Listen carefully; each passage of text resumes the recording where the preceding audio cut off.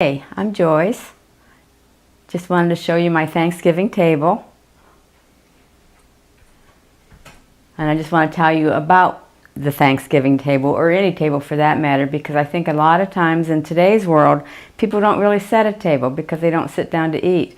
But especially on holidays, you should set a pretty table, I think. And so what I've done, I have plates that have been given to me over the years that each plate is a different colony.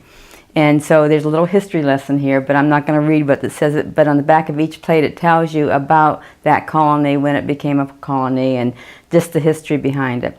And underneath each plate I have what is called a charger. And that's simply to hold the plate to make things look pretty. You don't need them. But it's just an extra little thing that makes things, you cannot eat off of them because they have lead in them, but they are just for looks. So when you're doing a Thanksgiving dinner or Thanksgiving table or anything special, and you want to be really formal, you use 3 glasses. And what I've used here is, the first one's a gold glass because it goes with the gold chargers. And I actually got these at a garage sale. So to give you an idea, you don't have to buy expensive stuff to have a pretty table. The second one is for a red wine. It's a red wine glass. And the third one is a white wine glass. So if you're going really all out, you want all these glasses. And then on the silverware part of it, if you have sterling silver, by all means use it. I'm not at all in favor of people putting stuff in their cupboard and being afraid to use it. Use it because it's beautiful and it makes you feel good when you use it. But you have a salad fork, you have your dinner fork, you have your knife, you have your soup spoon, and then this is a dessert spoon. And if you weren't going to have a dessert that required a spoon, then you would put a dessert fork up. I always told my granddaughter, I want you to know where the forks go and which fork you use for everything, because someday you're going to get invited to the White House, and I want you to know that. And she, oh, Grammy. But anyway, I do think it's important for people to know where the forks go and which forks to use and which knives to use. If you were having a meat, like a steak or something, you'd have a steak knife in there too. And the object is the ones you use first are on the furthest edge. That's the idea of it. And then I put a centerpiece in, and I just want to mention that your table does not have to match your decor. Like my fall arrangement here has nothing to do with my decor, because I decorate in pinks and turquoises and Easter egg colors. My table looks gorgeous at Easter because I have all the right colors on the walls. But here I don't. Am I going to change the colors for the holiday? No. So you don't have to. But what I have is a cornucopia, which I made almost 50 years ago in a ceramics class. I've used it every year since then for Thanksgiving. And I just have fake fruit coming out of it, and gourds and pumpkins and stuff, just to make it look fallish, because November is definitely in the fall. And then I like to just do various heights of candles. And I don't like them when they're brand new and they stand real tall, because I'm always afraid they're going to tip over and light everything on fire, and that could happen. So if you use tall candles, be careful about that. But I just think decorating with candles is a beautiful way to decorate, and most everybody likes to have them lit when you're sitting down to dinner. So that's my Thanksgiving table, and I just wanted you to see what that's all about. And just so you know, if you don't have Thanksgiving dishes, you can get them on Amazon. They carry Thanksgiving dishes.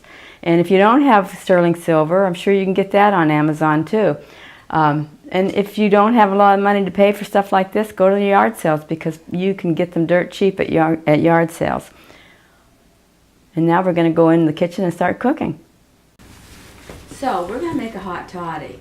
And hot toddies are a wonderful thing to have if you've been out for a long walk and you're freezing to death, or if you've been skiing or cross-country skiing, or if you're just plain cold in your house, which sometimes I'm just plain cold in my house.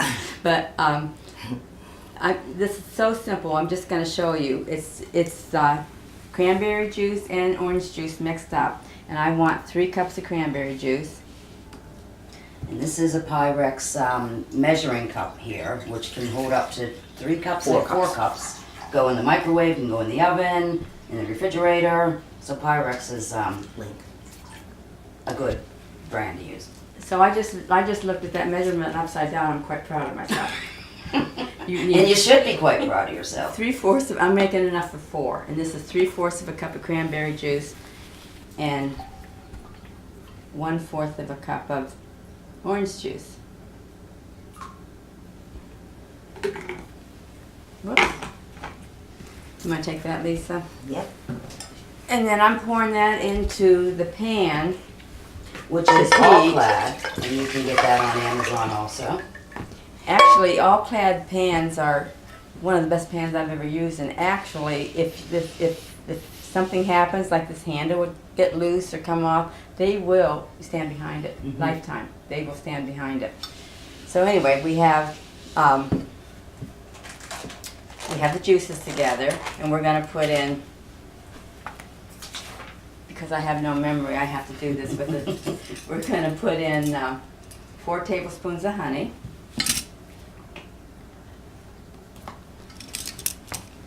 And this is one of those things when you're measuring, Doesn't have to be. it can't be exact because you can't get all that honey out of there. So you just, and it doesn't matter if you have more than 4 tablespoons of honey. It's not going to ruin it.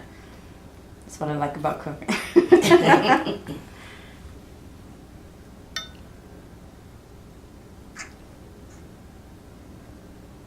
That recipe's in the book, right?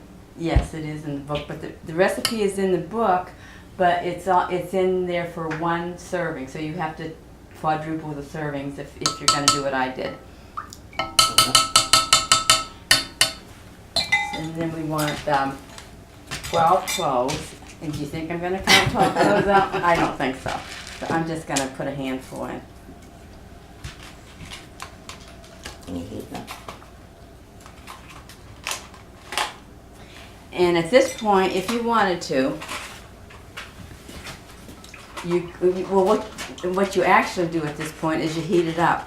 And when you heat it up and you pour it into your glasses, then you can do two things. You can either put like a shot of rum in it, and if you do use rum, use dark rum, because that's better than light rum.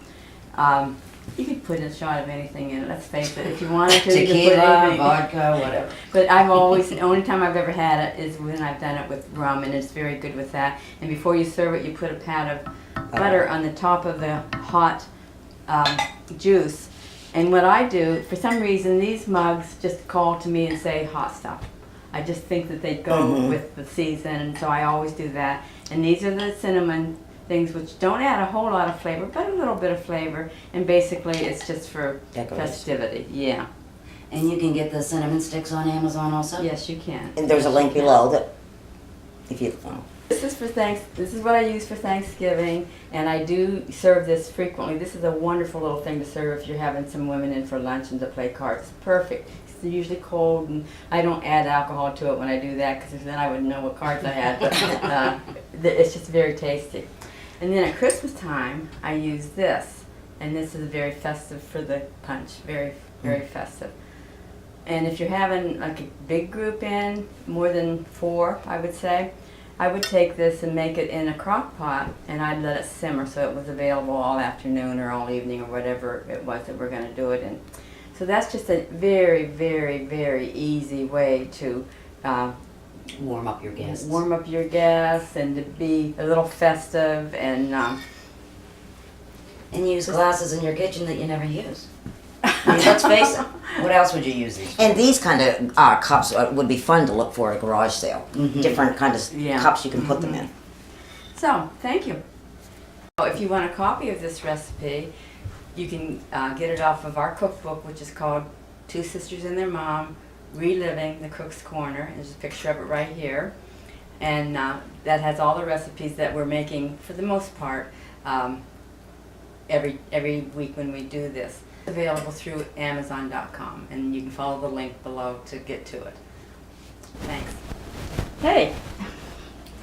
We're all done for the day. We're just enjoying a hot toddy after all of our cooking. Thanks for watching. And these are delicious. Yes, yes, they are.